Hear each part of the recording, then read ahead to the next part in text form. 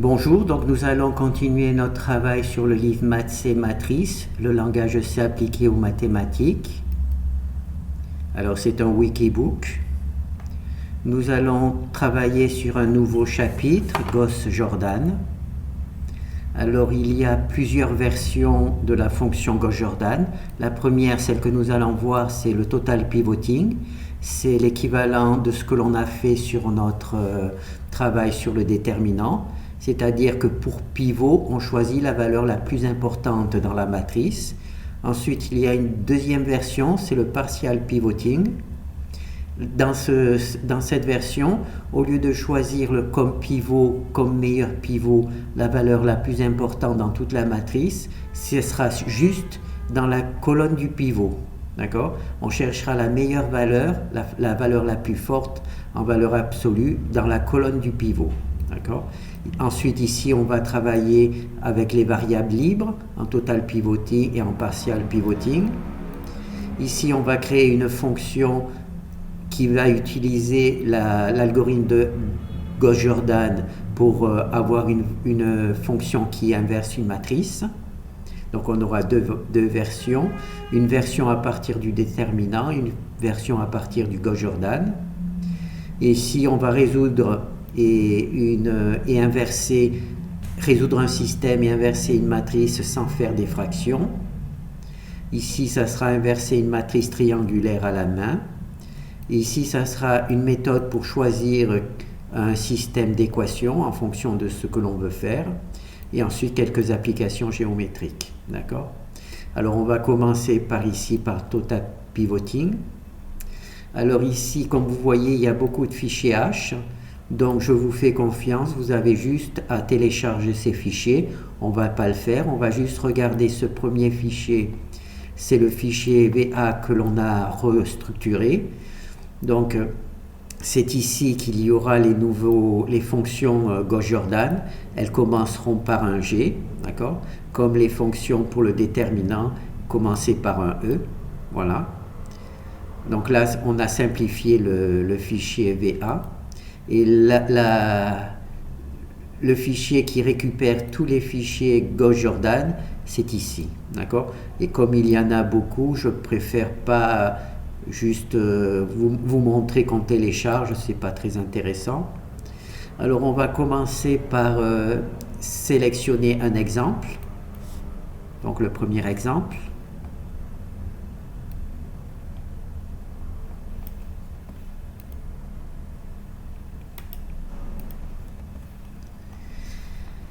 Alors on va voir un petit peu ce que fait ce truc. Donc c'est résoudre des systèmes d'équations linéaires. Alors ici on a ici c'est notre premier système d'équations linéaires. Il est formé de la matrice A et du vecteur B qui sont assemblés pour former le système AB. D'accord ? Et ici, nous avons, comme d'habitude, le code Octave pour vérifier les calculs.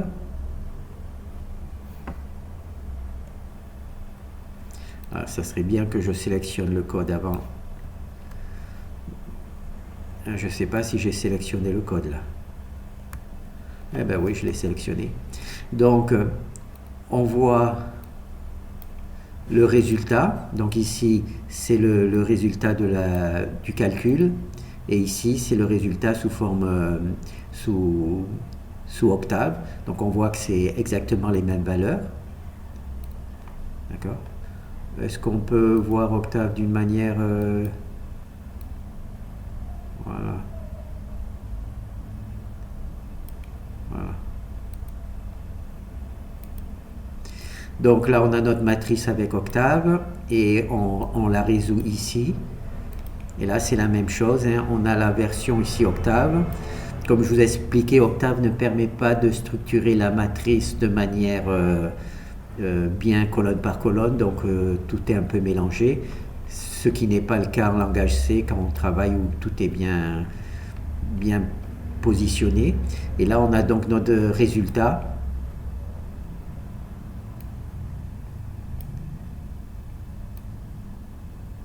Qui correspond au résultat de de trucs, donc on va en faire un autre. On va faire un autre exemple. Voilà. Ça va être un peu compliqué, ça. Hein? Bon, on va faire un autre exemple. Donc là, pas de chance, voilà.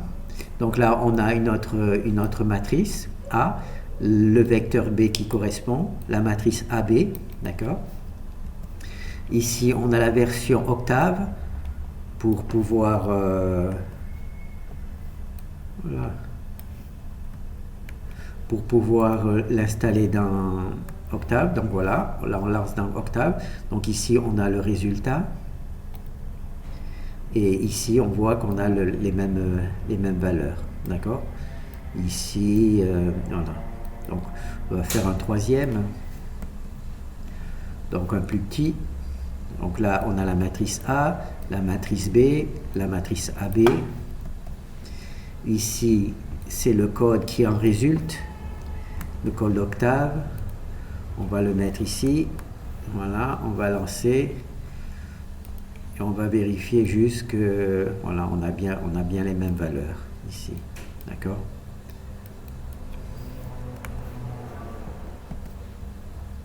Donc on va fermer. Alors on va voir un petit peu comment les choses se présentent. Alors ici on crée une matrice A. Ici on crée un vecteur AB. D'accord? Donc là il n'a qu'une colonne. Et ici on va créer la matrice AB. Donc pour créer la matrice AB, il a donc fallu créer une nouvelle matrice d'initialisation. Il faut qu'elle ait ici, on voit les explications à quoi cela correspond. Alors, le premier argument, c'est le nombre de lignes de la matrice AB, puisqu'elle est formée de A et de B, mais A et B ont le même nombre de lignes. Donc, c'est juste le nombre de lignes de la matrice AB. Le deuxième argument, c'est le nombre de colonnes de A. En effet, A, ici, c'est une matrice carrée. Donc, c'est le nombre de colonnes de A, c'est le deuxième argument. Et ensuite, c'est le nombre d'arguments pour B. Voilà, ici, il n'y a qu'une seule colonne, d'accord? Alors, on pourrait éventuellement, ici, on va mettre 3 et 3, et on va voir que l'on va résoudre un système linéaire où, au lieu d'avoir B avec une seule valeur, B va avoir B1, B2, B3. On va juste voir comment les choses se passent. Voilà. Donc là, pardon, là on a notre matrice A, d'accord? Et là on a notre matrice B qui est formée de 3 vecteurs, 1, 2 et 3. Et quand on va résoudre le système linéaire, ben, ça va être naturellement la matrice A auquel on a associé les trois vecteurs AB. Ça fonctionne aussi bien. Donc là, on va récupérer le code. Oula. On va récupérer le code Octave. Bon, ben on va le lancer. Voilà. Donc ici, on a donc notre résultat. On a vu qu'il y avait on avait choisi pour B trois valeurs, enfin trois vecteurs différents, B1, B2, B3. Donc on va voir si on les retrouve dans notre résultat. Alors c'est pas de chance, ils sont séparés. Bon, on voit ici le premier, voilà. Ici le premier c'est bon, hein, c'est bon. Voilà. Et ensuite les deux autres ils sont là. Oh là, non. Voilà. Là, celui-là, d'accord, on le retrouve ici. Et l'autre, le 11, on va le mettre ici. Voilà, ces valeurs-là, on les retrouve bien ici. D'accord? Donc là, c'est bon, on stoppe. Donc, on a donc notre matrice A, notre matrice B, d'accord, qui peut avoir une colonne comme au départ, mais elle peut en avoir plusieurs. D'accord. Ici, il y a une nouvelle fonction qui initialise la matrice AB. Pourquoi? Parce que la matrice AB, c'est un truc particulier, puisqu'il faut connaître le nombre de lignes de la matrice AB, c'est ici le premier argument, mais il faut aussi connaître le nombre de colonnes de la matrice A et le nombre de colonnes de la matrice B. D'accord? Voilà, donc là c'est bon. Alors là j'ai décidé de travailler sur des matrices et des systèmes d'équations linéaires qui ont toujours une solution. Donc c'est pour ça que j'initialise la matrice A de telle manière que le déterminant de A est différent de 0. De cette manière, le système a toujours une solution unique. Ici on imprime A, ici on imprime B, et ici on imprime AB. D'accord? On va voir. On imprime A, on imprime B et on imprime AB. D'accord? Là, c'est les fonctions que vous connaissez de base. Et ici, qu'est-ce qui se passe? Ah oui, donc là, ici, on imprime A. C'est tout bon, hein, c'est tout simple. Ici, on imprime B. Avant d'imprimer B, on lui donne une valeur. À A, on ne donne pas de valeur puisque elle est sélectionnée ici, hein, pour que le déterminant ne soit pas nul. Ici, B, c'est une valeur n'importe laquelle, donc aléatoire. D'habitude, j'avais l'habitude de faire les trucs comme ça, hein, pour simplifier l'écriture. D'accord? Et ensuite, ici, ce que l'on fait, c'est que l'on construit. Ici, on crée la matrice AB, mais on ne l'initialise pas. On lui donne juste les bonnes tailles pour que cela fonctionne. Et ici, on copie A et B dans AB. Donc, on a A et B, on la copie dans la matrice AB. C'est cette fonction, ensuite, elle s'appelle bien, hein, copier C, A et B dans AB, d'accord? Et on imprime AB. Ça, normalement, ce que je faisais d'habitude, c'était ça. Je le remets juste pour vous montrer. Hein. Voilà. On copie A et B dans AB. Donc, ça fait plus qu'une seule ligne au lieu d'en avoir deux. Et ensuite, ici, c'est le travail standard que l'on fait d'habitude, c'est-à-dire on imprime au format octave et la fonction qui permet de faire le Gauss-Jordan en total pivoting, d'accord, TP, total pivoting, Gauss-Jordan, elle prend AB, puis elle donne la solution, d'accord. Donc là, on va essayer, comme j'ai fait des petits changements. Voilà, ça ne change pas grand-chose, on imprime bien A et B et AB. Et ici, eh bien, on a la solution, donc on va juste vérifier. Comme j'ai fait des changements, que ça n'a pas trop déstructuré mon travail. Voilà. Voilà. On a bien les mêmes valeurs ici et ici. D'accord? Donc ça, c'est bon. Alors là, on a vu en gros le listing. Hein. Donc il y a une nouvelle fonction qui copie A et B dans AB. Il faudra ensuite voir comment cela fonctionne. Il y a la fonction Gauss-Jordan total pivoting. Donc j'ai JTP total pivoting. Sinon le reste, eh ben, ah non, et si aussi la création de matrice, on n'utilise pas cette fonction-là, mais on utilise cette fonction-là parce qu'il faut créer la fonction en fonction du nombre de lignes de A et B, d'accord? Mais il faut aussi connaître le nombre de colonnes de A et le nombre de colonnes de B. Comme vous avez vu, B peut avoir différentes colonnes. Par contre, pour A, là, j'ai choisi une matrice carrée puisque je veux en calculer le déterminant, d'accord? Et je veux que ce déterminant ne soit pas nul pour qu'il y ait toujours une solution. Pour les autres types de systèmes d'équations linéaires, on verra ça plus tard. Donc, sommaire. Donc là, on a vu le premier. Donc là, on va voir le deuxième. Vous avez vu, là, c'est simplement ce que je vous ai expliqué, B1, B2, B3. Donc c'est le même type. J'avais fait le changement, mais voilà. J'avais fait le changement, mais tout sélectionné. Donc là, cette fois-ci, B a 5 colonnes. C'est-à-dire qu'il y a B1, B2, B3, B4 et B5. D'accord? Là, c'est toujours la matrice A que j'ai choisi carré pour pouvoir en calculer le déterminant et que ce déterminant ne soit pas nul. Donc là, B, lui, il a 5 colonnes. Ici, c'est la fonction qui est l'équivalent de celle-là, mais qui est spécifique parce que on va créer une matrice AB. Donc il faut connaître naturellement ici le nombre de lignes de la matrice AB, mais il faut aussi connaître le nombre de colonnes de la matrice A et le nombre de colonnes de la matrice B. D'accord? Donc c'est pour ça que on n'utilise pas cette fonction-là, on utilise une fonction un petit peu différente. D'accord? Donc là c'est la même chose, on imprime A, on imprime B.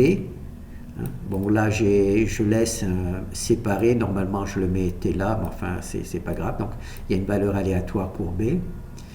Et ici c'est une nouvelle fonction que l'on a vue tout à l'heure. Alors on copie C, A et B, les matrices A et B on les copie dans AB. Donc c'est bien écrit, on a la matrice A comme premier argument, la deuxième argument c'est B, et la troisième argument c'est AB, et donc on copie A et B dans AB. D'accord? Et ensuite, bon ben là c'est tout juste la fonction de Octave, la fonction Gauss-Jordan total pivoting. Donc on va faire un exemple, voir un petit peu. Voilà, donc là, on a B qui a 5 colonnes, c'est là que j'ai décidé. J'ai décidé ici qu'il y aurait 5 colonnes, pour donner un petit exemple. Donc là, il y a AB, c'est A plus les 5 colonnes de B. Et là, on résout l'équation linéaire. Donc on va juste vérifier avec Octave que l'on a bien les mêmes valeurs. Donc là, on a les valeurs qui sont données par Octave. Voilà, si on regarde ici, on a bien les mêmes valeurs ici. Là, on a bien les mêmes valeurs. Là, on a bien les mêmes valeurs. Là, on a bien les mêmes valeurs. Et là, on a bien les mêmes valeurs. D'accord? Il y a un truc qui est important que je fais. Là, vous faites des exemples et ça a l'air de bien fonctionner. Ce que je fais, moi, c'est que je garde mon doigt sur la touche Return et il y a comme ça des centaines d'exemples qui s'effectuent.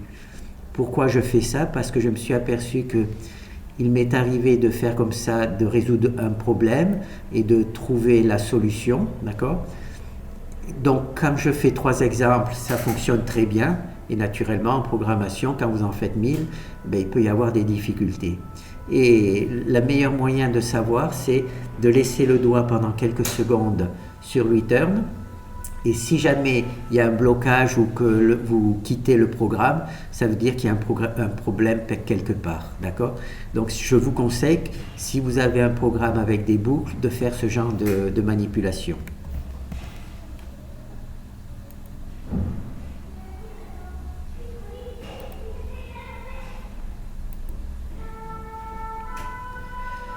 Donc là, on va simplement voir.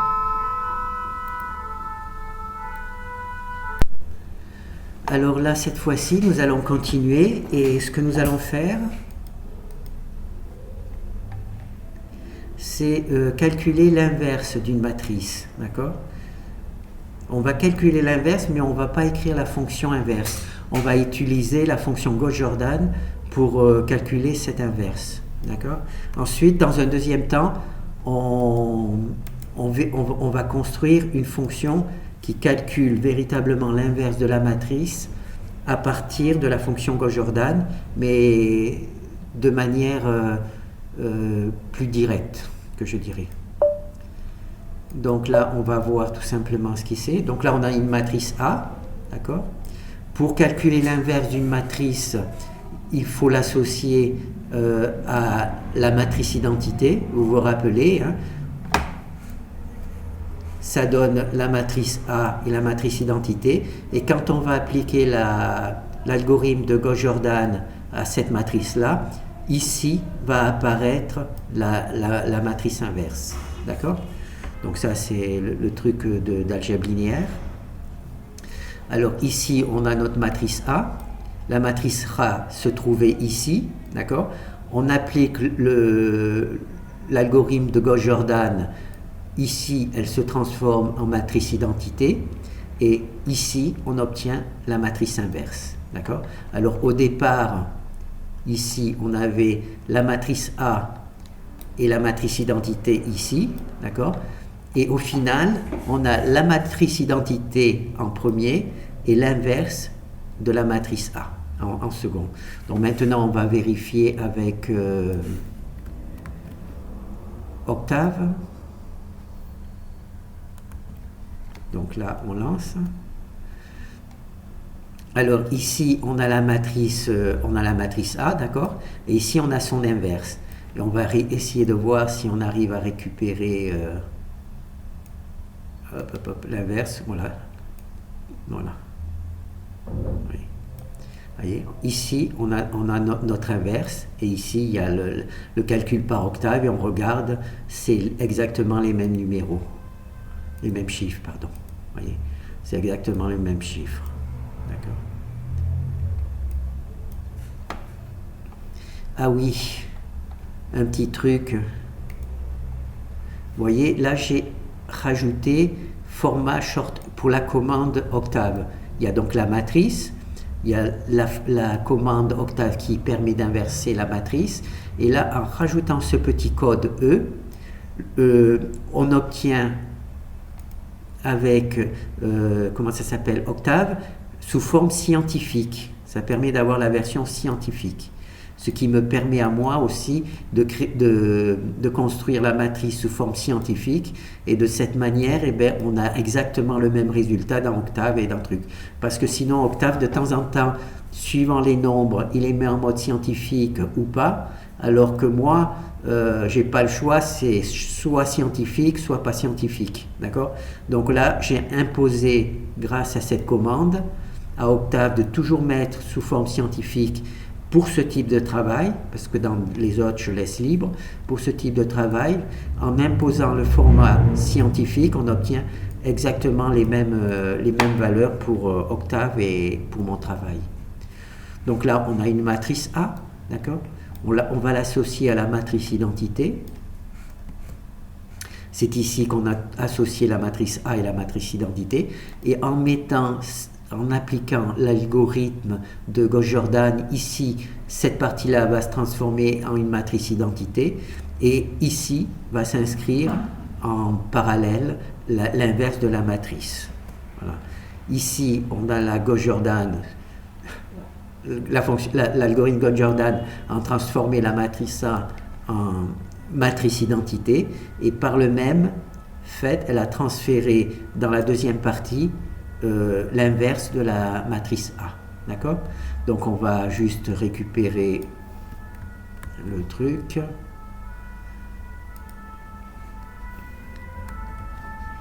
Voilà.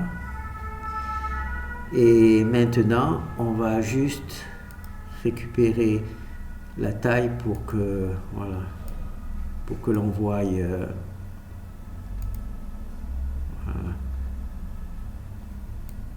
voilà, on voit que c'est les mêmes valeurs, hein. 46, 46, 16, 16, 89, 89, voilà, on a exactement les mêmes valeurs. Alors, non là il faudrait, voilà, parce que je préfère qu'il soit comme ça et comme ça. Voilà. Un peu plus grand. Voilà.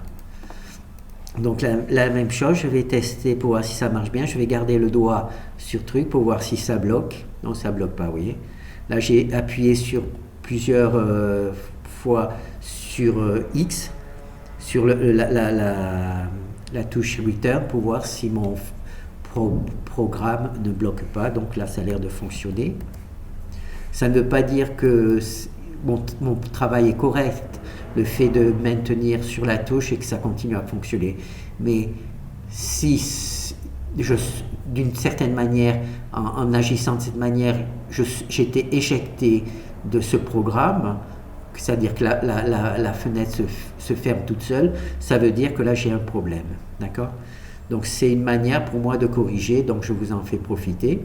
Alors ici, donc on a notre matrice A, ici on a notre matrice B, ici on a notre matrice AB.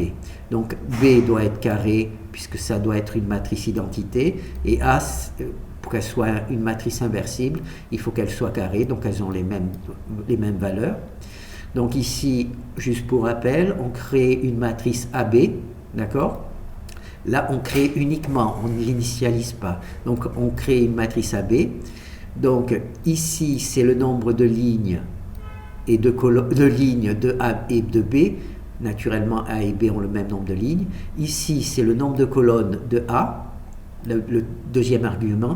Et le troisième argument, c'est le nombre de colonnes de B. D'accord?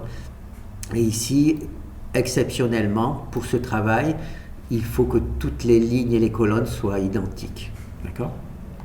Là aussi, on crée une matrice dont le déterminant n'est pas nul, sinon on ne peut pas calculer l'inverse, tout simplement parce que la matrice n'aurait pas d'inverse. Donc ici, on imprime A, ici, on imprime B, mais B doit être la matrice identité. Donc c'est I, c'est la matrice identité. D'accord? Et on se rappelle que la matrice identité est créée par cette fonction. Et ici ensuite, c'est la fonction, la fonction qui copie, ça c'est simple, hein, copier la matrice A et la matrice B dans AB. Donc j'ai bien choisi le nom. Hein. Argument A, petit b, AB. Donc voilà, on copie. Cette fonction, naturellement, on pourrait la mettre ici. Je le fais juste, je vous ai dit que c'était pas une bonne idée, mais moi j'aime tellement bien ça que je ne peux plus m'en passer, hein, c'est un vrai plaisir. Donc ensuite, donc là on a copié notre matrice A et B dans AB, avec B qui est une matrice identité, d'accord. Et ensuite, eh bien, on a le code Octave, d'accord, et on utilise la fonction Gauss-Jordan en total pivoting pour trouver le truc. Dans un deuxième temps, on va créer une fonction inverse qui, elle, fera le travail directement, d'accord? On verra ça un peu plus tard. Donc là, on va lancer l'exemple. Donc là, on a notre matrice A. Là, B, c'est la matrice identité. Donc ici, on a la matrice A et ici, c'est la matrice B. Là, c'est une seule matrice hein, qui est dessinée 4 colonnes par ligne. Ici, c'est le code d'Octave. On va juste encore refaire un exemple. Voilà. On a le code Octave. Et ici, il y avait la matrice A. Elle a été transformée en matrice identité. D'accord ? Et ici, il y a la matrice, comment ça s'appelle? Il y avait la matrice identité et elle est transformée en matrice A. D'accord? En matrice inverse de A. Donc on va juste vérifier. Voilà. La valeur ici, elle est ici. 16, 73, 16, 73, 68, 68, 915, 915, 243, 243, 386, 386, d'accord? Alors là, je vais vous parler d'un petit truc. Voilà. Alors vous voyez ici, ah, lui il l'a pas fait. Il l'a pas fait. Bon, c'est pas juste. Il l'a pas fait. Bon. Ah d'accord, c'est parce que lui, il inverse directement. Là, je donne pas la matrice AB, je donne juste la matrice A et il donne l'inverse ici. Donc moi, ici, vous voyez, ici, il n'y a que des 1, c'est bon. Et ici, normalement, il devrait y avoir que des 0. Et là, il n'y a pas 0. Il y a 111, on pourrait dire 1, 11, d'accord? Mais c'est avec le 1 là, il est précédé de 16 zéros. Donc on peut dire pratiquement c'est 0, d'accord? Si vous écrivez un nombre, de ce type, 0, alors 1, 2, 3, 4, 5, 6, 7, 8, 9, 10, 11, 12, 13, 14, 15 et 16. Voilà. Voilà. D'accord? Bon, on va faire 16. On va marquer 16. Voilà. Alors, moi, j'estime que cette valeur, c'est 0. D'accord? Et cette valeur-là, c'est 1 avec 16 zéros devant. Là, il y en a 16 aussi devant, donc on peut dire que c'est 0. Mais en langage C, pour lui, c'est pas 0. Là, il y a 17 zéros avant ce nombre. Avant le 8, ici, il y a 17 zéros. D'accord? Ça fait un nombre comme ça. 1, 2, 3, 4, 5, 6, 7, 8, 9, 10, 11, 12, 13, 14, 15, 16 et le 8. Cette valeur-là, c'est cette valeur-là. Alors moi, personnellement, je pense que c'est 0. D'accord? Et donc, même si il y a une valeur de ce type, on peut dire que l'on a vraiment la matrice identité. D'accord? C'est-à-dire qu'on voit qu'à 17 chiffres après 17 zéros, on peut naturellement penser que c'est 0. Donc là, il faut faire attention. Hein. Il faut voir, quand vous voyez un chiffre comme ça, il faut tout de suite essayer de voir à quoi correspond son exposant. Quand c'est moins 16, vous pouvez dire, sans trop vous tromper, que c'est 0. D'accord? Donc ça, c'est bon.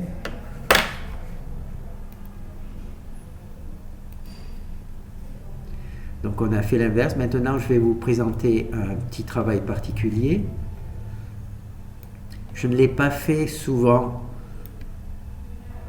et c'est dommage. Voilà.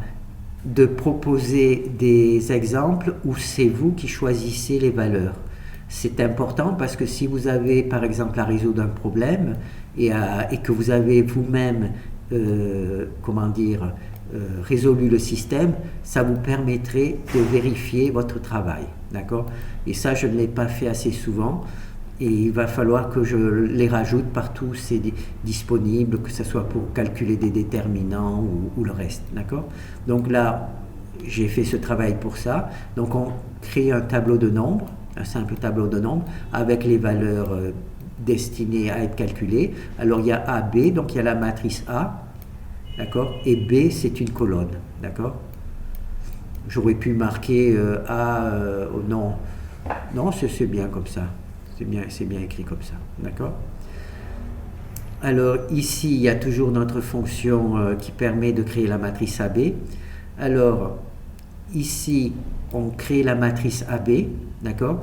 On se contente de copier le tableau, puisque le tableau c'est AB, dans la matrice AB, d'accord? On crée ici une matrice qui a 4 lignes et une colonne, d'accord? Et on copie simplement AB, d'accord? Et c'est ici que cette fonction, on la connaît déjà, hein? C'est la fonction qui copie un tableau dans une matrice. C'est pas une nouvelle, c'est juste celle-là qui est un petit peu différente, d'accord? C'est celle qu'on a vue précédemment. Elle crée une matrice qui a 4 lignes, qui a le nombre de lignes en fait de A et de B, et elle copie elle crée une matrice qui a le nombre de colonnes qui correspond au nombre de colonnes de A, plus le nombre de colonnes qui correspond au nombre de colonnes de B. D'accord? Et c'est comme ça que l'on fait le truc.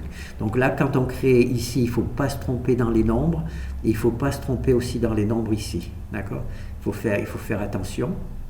Ensuite, ici, on crée A et B. D'accord? Donc là, il y a deux fonctions différentes. Alors, il y a la fonction qui part de la matrice AB, d'accord, et qui copie A dans A, d'accord. Là, c'est la fonction qui vous donnez la matrice AB, et elle crée une matrice qui copie A dans B, d'accord. Et là, vous créez une matrice aussi, c'est une autre version, qui prend dans AB, qui prend la valeur de la matrice B, et qui crée une matrice qui a la bonne taille pour réceptionner B. D'accord? Donc là, il y a deux matrices différentes, deux fonctions différentes.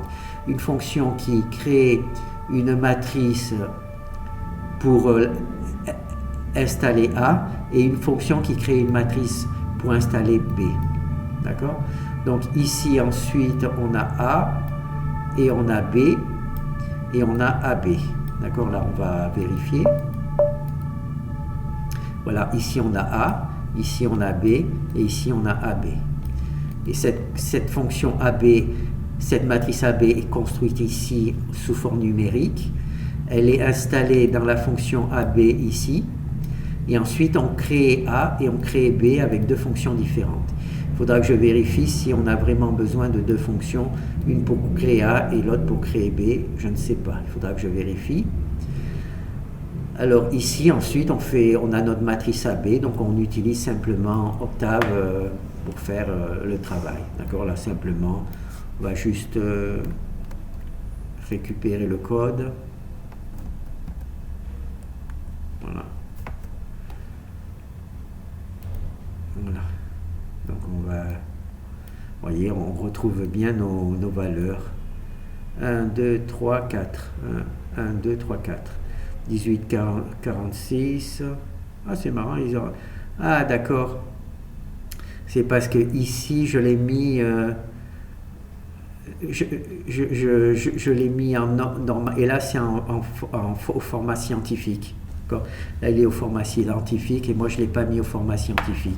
Donc, je vais le mettre au format scientifique pour voir si on a vraiment le même résultat. Donc, on met tout simplement E.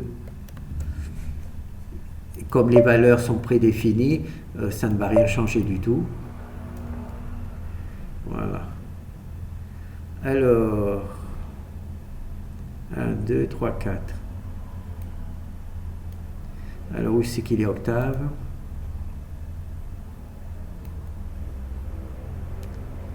D'accord. Alors ici, on a bien la même valeur. Ici, on a bien les mêmes valeurs. Voilà. Et ici, c'est impressionnant parce qu'il y a ces valeurs qui apparaissent. Mais vous vous rappelez qu'il y a 17 zéros avant ce 6. Et là, il y a 16 zéros avant ce 3. Donc, c'est 0. Ici, il y a 17 zéros avant ce 2. Donc, toutes ces valeurs, normalement, elles sont nulles. Mais elles apparaissent quand même dans le truc. Je pense qu'elles apparaissent parce que je travaille au niveau, comment ça s'appelle, scientifique. Je pense que si on écrit, on peut essayer. Ah non, oui, on peut essayer, je vais juste vérifier. Si on ne crée pas au niveau scientifique, je crois que ces valeurs n'apparaissent pas. On va voir. Voilà, si on n'écrit pas au niveau scientifique, ces valeurs n'apparaissent pas. D'accord? C'est parce que il imprime un chiffre après 4 zéros après la virgule. Donc, s'il y a même des valeurs très petites, eh ben, elles ne sont pas prises en compte, elles ne sont pas affichées. D'accord? Là, il considère lui-même que le 0. Alors que si je fais en mode scientifique, la précision est telle que même avec 17, voilà, même avec 17 zéros avant le chiffre, il est quand même inscrit, d'accord? Donc ça c'est bien. Bon, ben on a vu, je pense, tout le travail. On a vu tous les 4 fonctions. Alors ensuite, on va essayer petit à petit d'étudier les différentes fonctions de ce truc. Là, il y en a une dizaine de trucs. Si on fait 3 fonctions, ça fait 30 nouvelles fonctions. Ça fait quand même beaucoup. Hein. Donc, on en a vu quelques-unes, quand même, comment elles fonctionnent. On n'a pas vu le code, mais on voit à peu près à quoi ça sert. D'accord? Donc là, c'est bon. Hein. Bon, ben merci. Je pense qu'on a bien travaillé. Donc là, je vous ai laissé télécharger ces fichiers parce qu'il y en avait vraiment beaucoup et c'est ennuyeux de perdre du temps sur juste recopier des fichiers. Merci.